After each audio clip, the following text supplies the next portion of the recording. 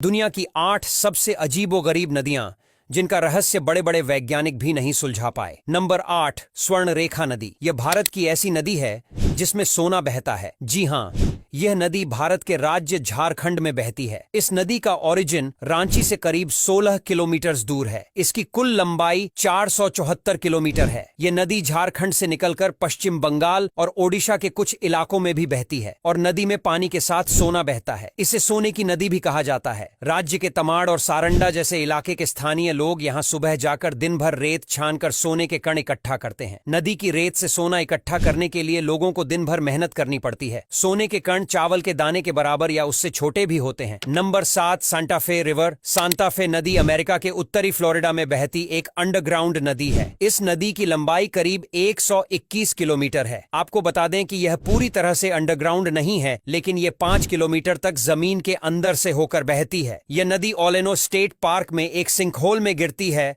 और यहीं से यह नदी अंडरग्राउंड हो जाती है। इसके बाद फिर यह 5 किलोमीटर आगे यह रिजर्वेयर स्टेट पार्क में दिखाई देती है। Number 6, stone run river. यूं तो दुनिया की हर नदी में पानी बहता है, लेकिन इस अनोखी नदी में पानी की एक बूंद भी नहीं है, बस पत्थर ही पत्थर हैं। कुदरत की इस अजीबोगरीब करिश्माई नदी का नाम स्टोन रिवर या स्टोन रन है। स्टोन रिवर में अनगिनत पत्थर मौजूद है। आपको यह जानकर हैरानी होगी, इसमें पानी की एक भी बूंद नहीं है। वैज्ञानिकों के लिए यह जगह एक पहेली बनी हुई है जिसे वे अब तक नहीं सुलझा पाए हैं। यह नदी करीब 6 किलोमीटर लंबी। इसमें आपको पत्थर ही पत्थर नजर आएंगे जो देखने पर बिल्कुल किसी नदी की धारा की तरह लगते हैं। 20 मीटर छोटी धाराओं से लेकर कहीं कहीं यह नदी 200 से 700 मीटर की बड़ी धाराओं का रूप भी ले लेती है। करीब 10 टन तक वजनी यहाँ के पत्थर 4 से 6 इंच तक जमीन के अंदर धंसे हुए हैं। Number 5, अरागवी river. जॉर्जिया की अरागवी नदी में 2 नदियों का पानी बहता तो साथ है, लेकिन कभी मिक्स नहीं होता। इस नदी के पीछे भी सदियों पुराने कई रहस्य और कहानियां हैं जिसे वैज्ञानिक अभी तक नहीं सुलझा पाए हैं। कुछ तो आपके दिल को छू जाएंगे। साइंटिस्ट कहते हैं कि दोनों पानी का घनत्व और तापमान अलग अलग है, इसलिए एक पतली दीवार बन जाती है जो पानी को मिश्रित होने से रोकता है। मगर एक कहानी के अनुसार नदियों का पानी न मिलने के पीछे 2 बहनों की प्रेम कहानी है। Number 4, Puerto Princesa river. Puerto Princesa नदी दक्षिण पश्चिमी फिलीपींस में है और आपको बता दें कि इस नदी को यूनेस्को के विश्व धरोहर स्थलों में शामिल किया गया है। इस नदी की लंबाई करीब 5 मील है और यह खूबसूरत नदी जमीन के नीचे गुफाओं से होकर गुजरती है और समुद्र से मिल जाती है। आपको बता दें कि यहाँ एक दिन में सिर्फ 600 पर्यटकों को जाने की अनुमति है, जो यहाँ जाकर एक अलग ही एडवेंचर्स दुनिया के मजे लेते हैं। Number 3, Sitaram river. इसे दुनिया की सबसे दूषित नदियों में एक गिना जाता है। दूर से देखने पर आपको लगेगा कि जैसे आप कोई कूड़े का ढेर देख रहे हो,